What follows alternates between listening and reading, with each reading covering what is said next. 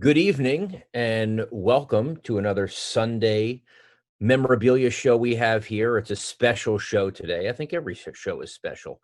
We will be joined by Jimmy Spence of JSA Authentication. Have a million questions for him about autographs, as so many people have actually gotten into the hobby over the past maybe 90 days. And so we're going to talk to him. We also have instead of our giveaway, we have a real raffle now, which is it's a Vince Carter signed basketball, and you will get a letter of authenticity from JSA. It's a $5 raffle, and you can see in my stream, you can donate $5 to National Voters Registration Day, something that's very important. Record 137.5 million people voted in the 2016 presidential election here in the US, but that only represented roughly 61% of our voting population. So now more than ever before, it is to get your voice heard. And we thought that would be a worthy charity for you to donate to today. $5 per entry. So you can do that. Without further ado, let's get to Jimmy Spence. Jimmy, how are you this evening? I'm good, Darren. How you doing? I'm doing very well. I have a gazillion questions to ask you. I guess, I'm going to start out by just talk about your company. I know your father was kind of a pioneer here. How many autographs you authenticate and how people come to you and why people come to you. Yeah, so JSA was launched back in May of 2005. So we just had our 15-year anniversary during the COVID pandemic. So tried to make that as exciting as possible. But I think that rained on our parade. But we're still going strong, 15 years with autograph collecting and autograph authentication. We strictly deal with autographs at the moment. We don't buy or sell autographs. So we have that conflict of the conflict of interest that's out. So we strictly authenticate signatures, and we have two offices, one in Parsippany, New Jersey, the other in Fort Lauderdale. And we're seeing a lot of good autographs, a lot of fake autographs. It's very, very important to do your homework in this industry and have them properly authenticated. Now, some people say to me, "I'm giving away a gift. I don't know whether I want to know whether it's real or not." What do you say to those people? That usually happens after we give them the results. They Right. usually say, I'm just going to forget everything you said. I'm going to throw this in the garbage and I'm going to move on because it hits them that hard. But the fact of the matter is, you have to know what you have. If you've invested $10 into an autograph or $10,000 into an autograph, in order to give that to a person that you care about or sell it in a prominent auction house, you have to have it properly authenticated. And proper authentication has become a necessity in our industry. And by the way, you guys can ask me, anyone who's in the Periscope, ask me to ask any questions of Jimmy that you might have. What have we seen in this COVID era? What have we seen as far as number of autographs that you're authenticating, and have you over-indexed in Michael Jordan? A tremendous amount of Michael Jordan autographs have been submitted. We had that whole Kobe wave, and there was a ton of forgeries with that. And it happened overnight when the Last Dance was announced. You just saw it within the amount of mail-ins that came in. I mean, obviously we weren't able to travel or do public authentications. All the different conventions were shut down. Darren, I know you love going to those conventions just as much as I do. And, it really promoted more mail-in submissions. And we saw nothing but Michael Jordan. But the unfortunate thing is Michael Jordan, 95% of Michael Jordan autographs fail our authentication Wow. process. I So was gonna ask you that. And by the way, we have now up on the screen, on the left is a real Michael Jordan signature, and on the right is a fake. Uh, I don't know if you can't see it now because you're just talking to me, but like usually, what are the differences between a real and a fake? So the one thing that I always tell our clients to look for is conviction in an autograph. Anytime somebody is forging an autograph, they're essentially drawing it, they're copying it from a real autograph most of the time. I mean, I've seen forgeries where I'm like, this forger had absolutely no idea what the guy's autograph looked Right. like You're because you're talking about talking about you often fail because of flow, like what a person would autograph. Sometimes it looks too deliberate. Sometimes it looks copied. That kind yeah, of thing. yes, and that is a common characteristic of a forgery. It's deliberate.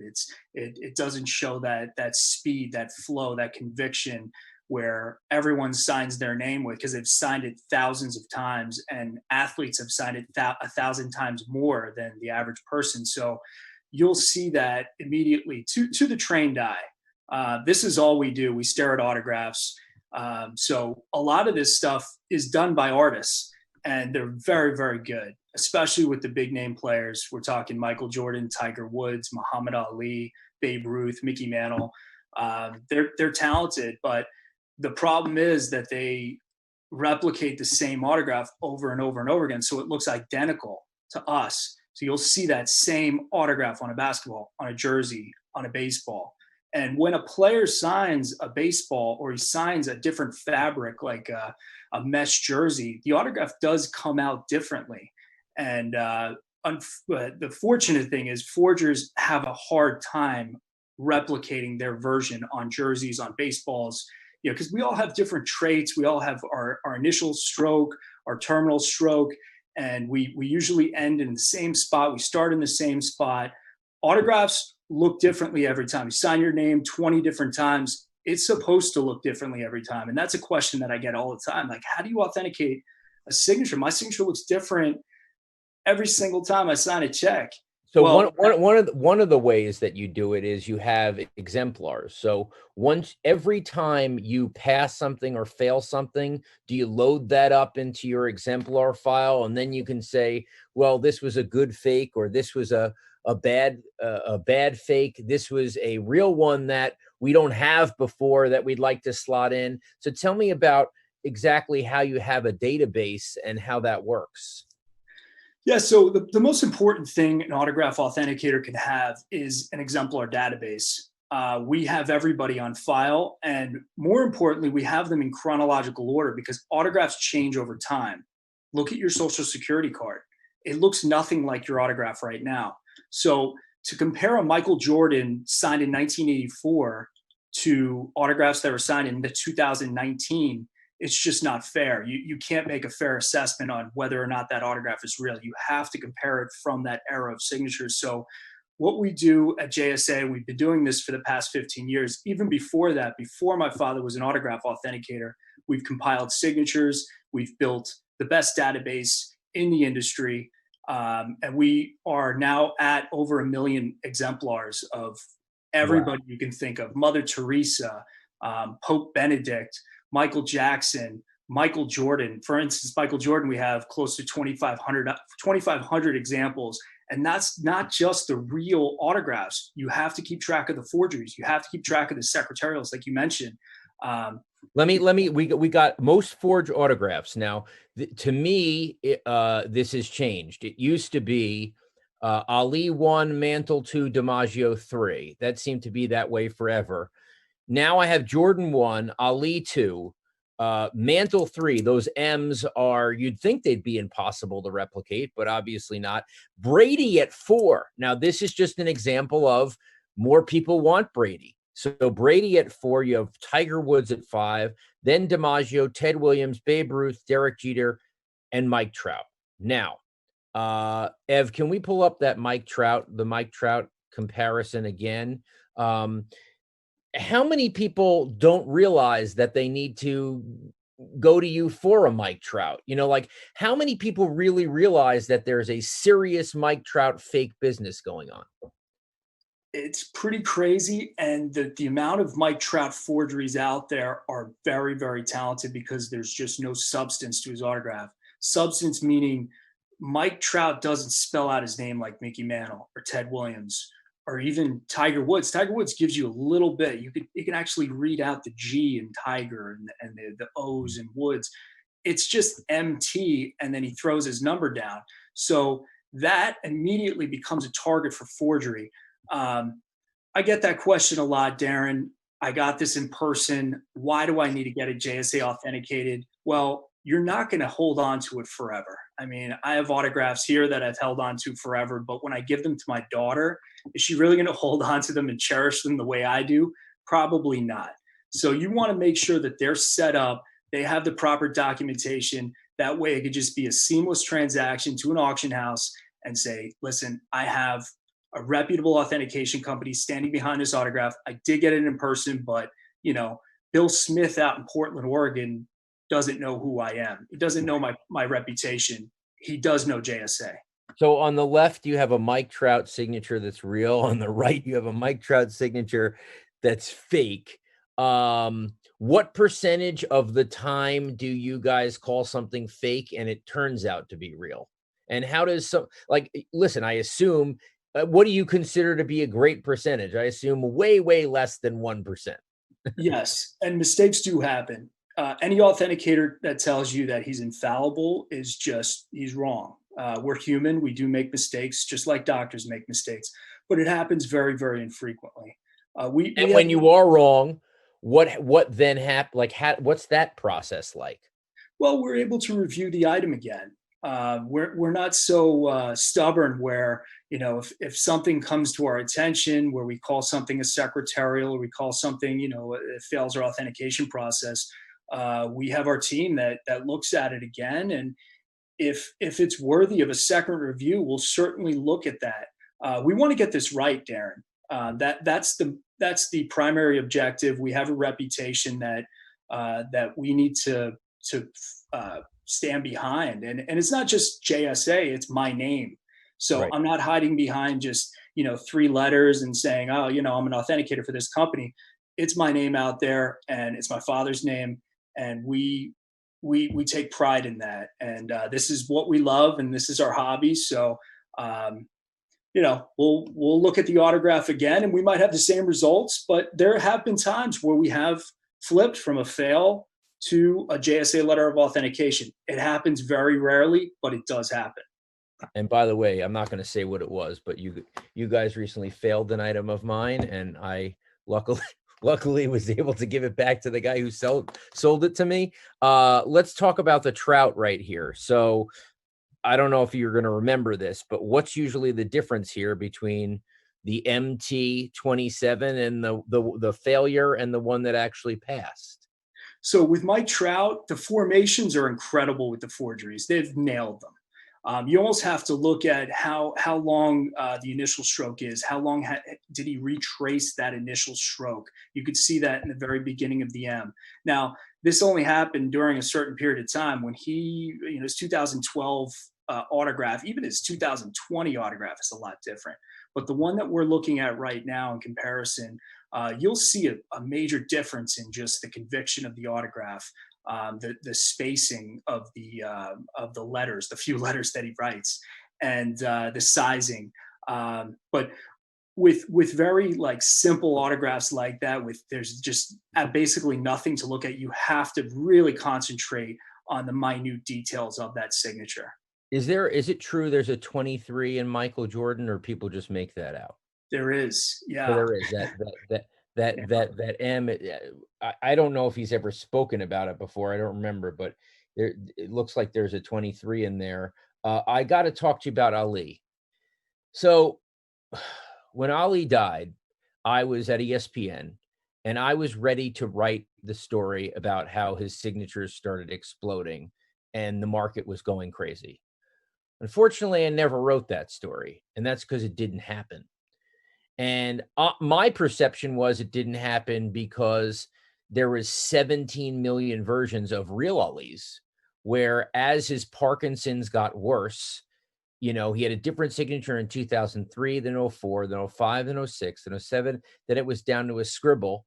Or there were just so many forgeries in the market that it was impossible to tell because of the Parkinson's whether it was real or not. What is your take on Ali? Because Ali's kind of been the first for me covering autographs where I thought there would be a boom, and the best stuff does not even, unless it's on something that was definitely used by Ali, the best stuff does not get the dollars you think it would. What's your perception of what happened? Exactly what you said. There's just so much of a supply out there, Darren. The guy used to sign through his mail and that got overwhelmed. So he had an auto pen developed. But at the same time, he couldn't give up signing for free in public. The guy was the most gracious person I've ever met. And when I met him, he took pictures, and I was 5 years old at the time, and signed the few autographs that we had. We were actually at his training camp in Deer Lake, Pennsylvania. And even there was a crowd of people that were obtaining his autographs. This is back in 1993. And he had that same attitude until the time of his death. He passed away in 2006, I believe, or 2016. Later, yeah, 16, yeah. Yeah. And his autograph did go through major transformations. But the key is, when authenticating his autograph, you have to look at that particular year. Okay. So when his Parkinson's got real bad in the 2000s, you have to look at 2000 signatures, because his autograph looks completely different from when it looked in the 80s or even the 70s, when it was very flamboyant. He started signing actually Cassius Clay until he announced that he was going to change his name to Muhammad Ali. So the way he signs Cassius Clay too, from the 60s to 2016, it's completely different. But the forgeries are out there, but the supply is still there, just because of the amount of autographs that he used to sign. I mean, it's Right. absolutely incredible. Let's mention again our raffle, $5 to the National Voters Registration. That's our raffle, and you win a Vince Carter signed basketball, beautiful Vince Carter signed basketball with a letter of authentication from JSA. Thanks for that, Jimmy. Let's get to Jordan. Back to Jordan. So I got Jordan in the mail from 86 to 88. Used to send it to Chicago Stadium, used to put a confidential on it, and got him back. The truth is, I haven't gone to you yet. I'm kind of scared because I don't know whether they were secretarial or not. Can you talk about the idea of secretarial? What does that actually mean? Does that person who then signs for Jordan in the mail, is that person in the clubhouse? Does that person work for the Bulls? Does that person work for Jordan? And how good do they get at it? Well, it could be all of the above. I mean, they could work for Jordan, they could work for the Bulls, they could be a ball boy. We've seen it all. That particular through the mail Jordan, that person had one job, and they were to sign Michael Jordan's autograph and appease all of the through the mail collectors. And through the mail collectors, it's an abundance of cards and different things that come through the mail that people send in hope that's that athlete or that celebrity will sign that piece and send it back to them. Most of the time for free. Some people send a check for a donation of their favorite charity or whatever, and that at times that works. I know if you give Johnny Bench a cigar, he'll sign an autograph. Oh, we are. Wait, so I have the Jordan stuff now. Okay. So what we're seeing on the screen right now is an 81 Jordan. Basically the only time he was called Mike until his Gatorade commercial in 91. But his signature really did change from just 81 to 84 to 87. I mean, the current signature's probably a little bit more like 91, 92. So you have to also figure out whether something has a 81 signature on it, but the item's from 91, right? Like, tell me about time frame and type of pen and things that you come into contact with where the paper doesn't match, or there's a type of Sharpie that was not available when this signature could have taken place. Give me some of those challenges. It happens. It happens quite frequently. We'll see Babe Ruth in fiber tip marker, and fiber tip marker wasn't invented until 1964. Babe Ruth died in 1948. So it almost becomes it's not my opinion anymore. This is a fact that your Babe Ruth is a forgery. But you can get into steel tip fountain pen was invented in 1884. So if you see a George Washington, for instance, sign in steel tip fountain pen, he only had a quill. He had the little feather that he was signing his documents with. So By the way, Jimmy, it is amazing to me how cheap a George Washington is relative to other things, presidential and historical figures. I am blown away that you can get a George Washington for $8,000 or $10,000. I mean, to me, that's insane. But I guess he's not playing games, So tell me about. Oh, here's some more. By the way, we have some more Jordans. So this is a 90. What is this? Oh, that's an 84 Jordan we have up on the screen right now. Tell me about like what shocks you. What's the best value in signatures right now if it's authentic? Who is it? You have to look at not just the athlete, but the humanitarian. I always tell people to invest in people like Jackie Robinson, Roberto Clemente, people that have just changed not only the game, but history. And that stuff only appreciates in value. Look at the auction houses selling Jackie Robinson, Roberto Clemente, Babe Ruth, Marilyn Monroe. That stuff just continues to appreciate in value, especially when they do a documentary or a movie. The movie about Jackie Robinson, the value of his autograph spiked immediately because people were in tune with what this guy actually went through and how important he was, not just to baseball but to the world. Right. And I think it's very, very important to invest in the dead guys. They're not signing anymore. At least Great that insight. person's not signing them anymore. There's a lot being replicated out there. But that would be my smartest investment would be to, not just jump to the hottest rookie or, this guy that's doing, the hottest new band out there. I mean, that stuff, people's emotions get involved in that and it goes for just an inflated price. And then it comes back down to reality. When you invest in somebody like Roberto Clemente, that stuff just holds its value and just continues to appreciate. Doesn't spike like DraftKings stock, but it's a solid investment in my opinion. We're taking questions if you guys want. I'm gonna blow past 9 if that's okay, just to prove it. This is just too good. If you got a couple more minutes for me, Jimmy. Yeah. So give me, who is the hardest person to get a real signature for in America? Anything, sports, music, fashion, Hollywood, I don't care. Today, who do I have zero? I run into someone in the street.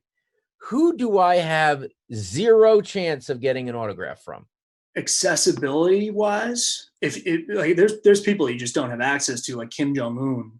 I don't think we've ever seen his okay, not exactly. Say I run into the street.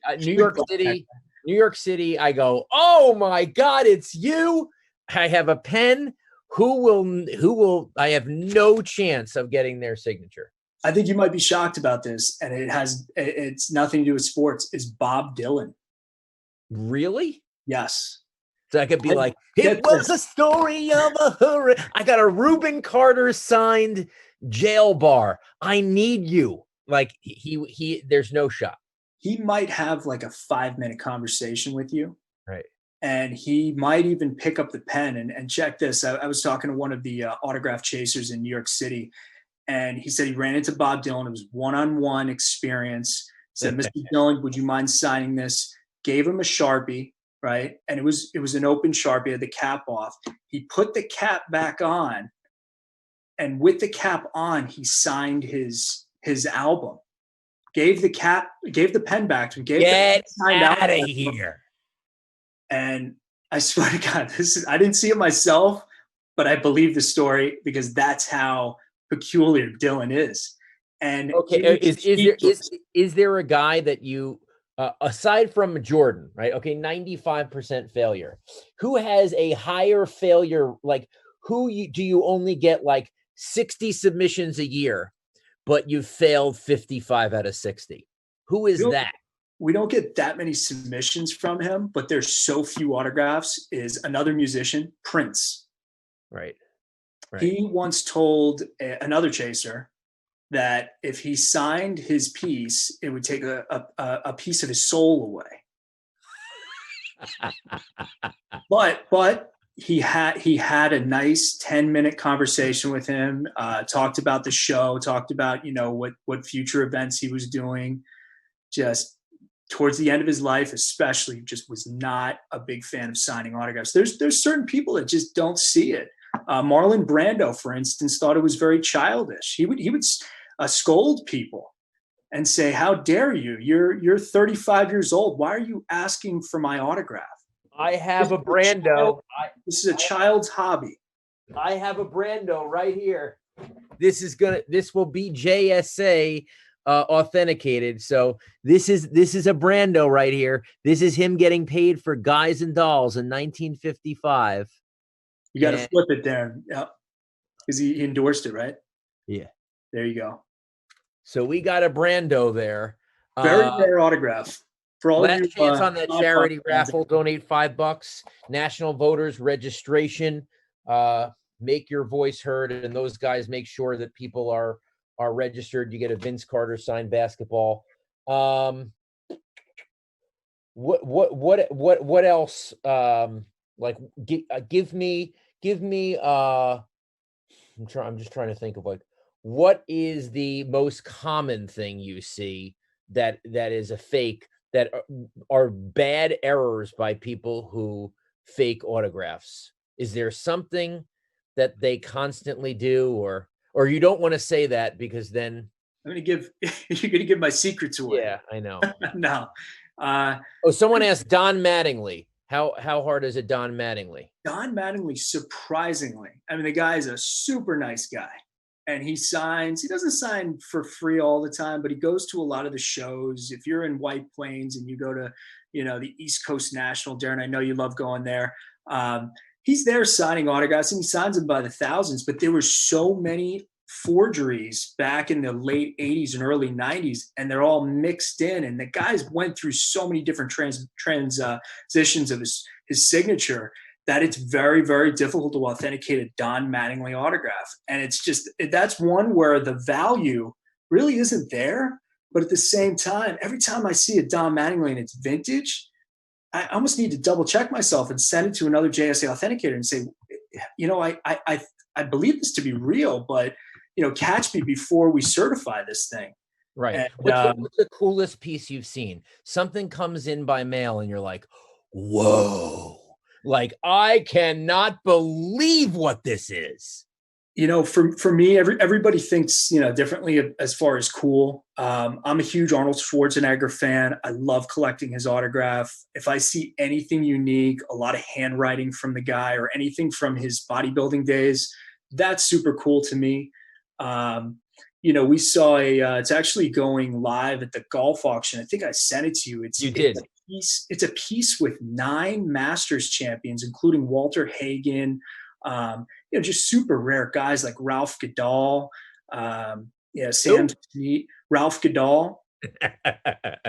Yeah. No idea. Hey, Drew just asked, Charles Barkley's signatures changed a bunch over the years. So how common is it for 5 to 10 changes to take place over a career? It's very common. Yeah. I mean, Charles is a big believer in not signing autographs for money. I don't know if anybody knew that. That's why you never see Charles at the national convention. You never see Charles doing his private signing. He's been vocal about it a few times, but he's also a very gracious signer. If you meet him at an airport or if you meet him out of a hotel, the guy's going to smack your autographs. He's going to give you, at least, as much as he can accommodate.